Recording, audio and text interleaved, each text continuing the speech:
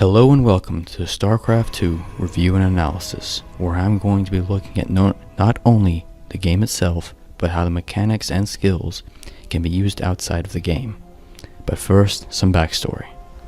StarCraft2 is a real-time strategy game produced by the game company Blizzard and released in July of 2010.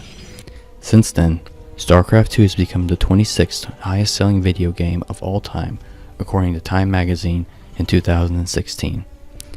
Even 7 years after its initial release, StarCraft2 continues to maintain around 500,000 players daily, thanks to Blizzard's continued introductions of expansions and patches. With its high popularity and natural competitiveness, StarCraft2 became a mainstay in the esports circuit. In fact, the video you are currently watching is between two professional players in a quarterfinal match. But what does the game actually involve? Each match of StarCraft2 tasks either a single player or a team of up to 3 to build an army, maintain a base, and destroy the opposing side.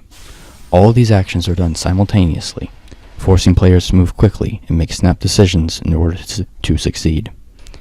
Because of the fast-paced nature of the game, most players pre-plan the first 2 to 4 minutes before the game even starts.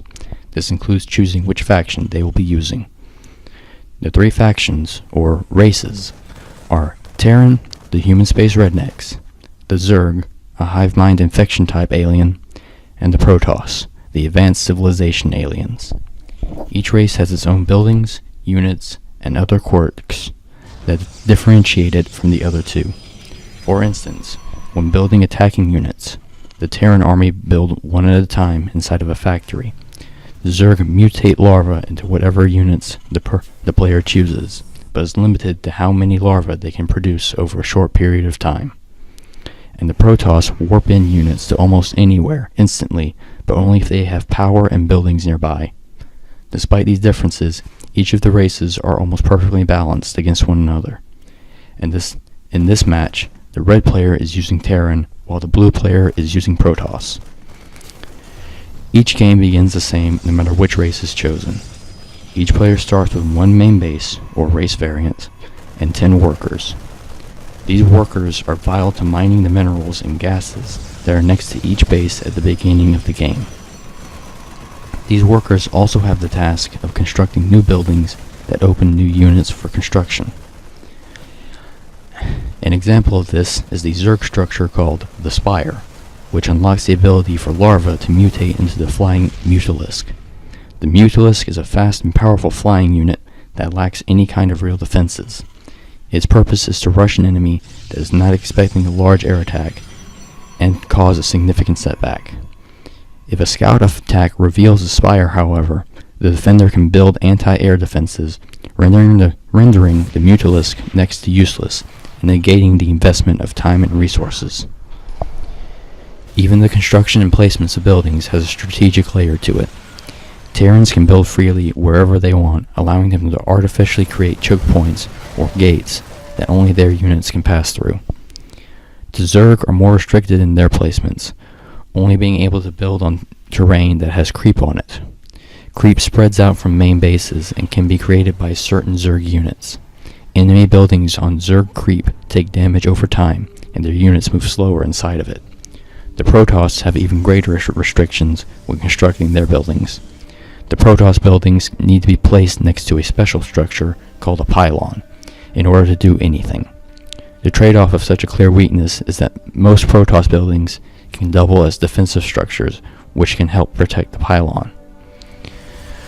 But what does StarCraft2 teach us about warfare, and how does it work as a war simulation? First of all, is it realistic?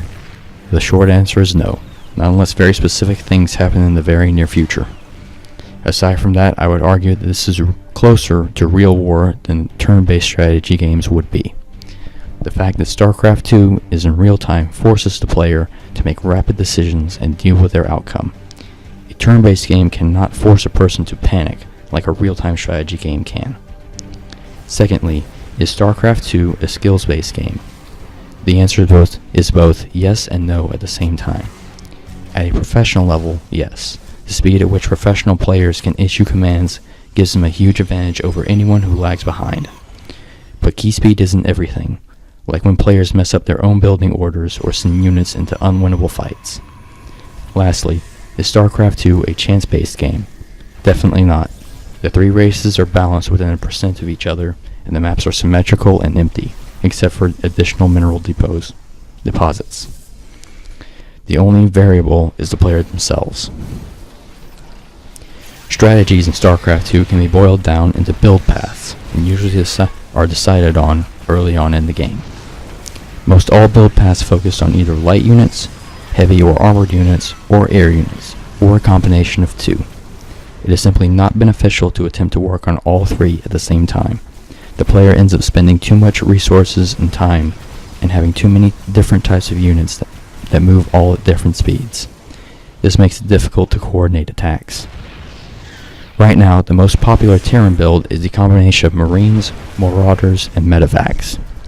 Marines can destroy any air resistance that would threaten the Marauders, and Marauders destroy heavier targets that Marines have trouble with.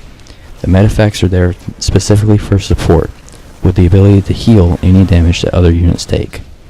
Medevacs also give the army the ability to load into the Medevacs and fly around enemy defenses to be dropped off inside of a supply line.